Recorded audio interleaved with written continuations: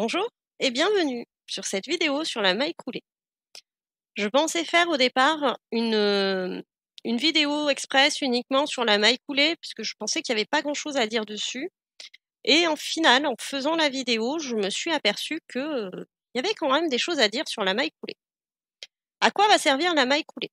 La maille coulée va vous servir quand vous arrivez sur un ouvrage en rond à clôturer votre rang.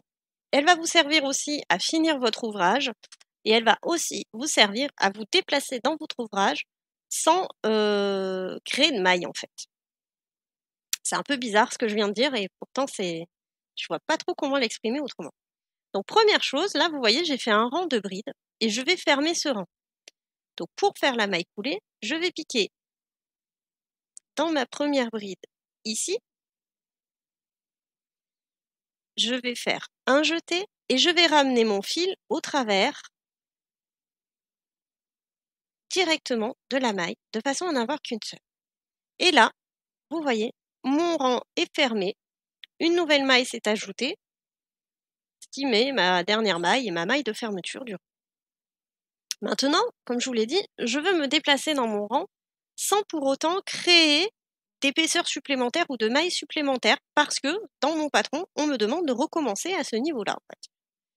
Donc, je vais piquer sans jeter, sans rien, je récupère le fil et je ramène ici. Donc ici, j'avance.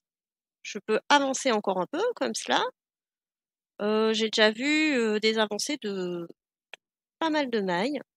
Et je ramène comme cela.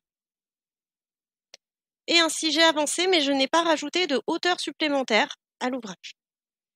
Je vous ai dit que la maille coulée pouvait aussi servir à terminer son ouvrage. En effet, j'estime que là j'ai fini ce que je voulais faire. Donc je vais clôturer mon ouvrage avec une maille coulée. Je prends mon fil, je le ramène ici. Je laisse une longueur pour pouvoir après rentrer mon fil. Je coupe avec mes super ciseaux. J'enlève le long fil et le bout qui reste, je vais venir le serrer. Et ainsi, un nœud a été créé que je vais par la suite rentrer à l'intérieur des mailles pour le cacher et le sécuriser.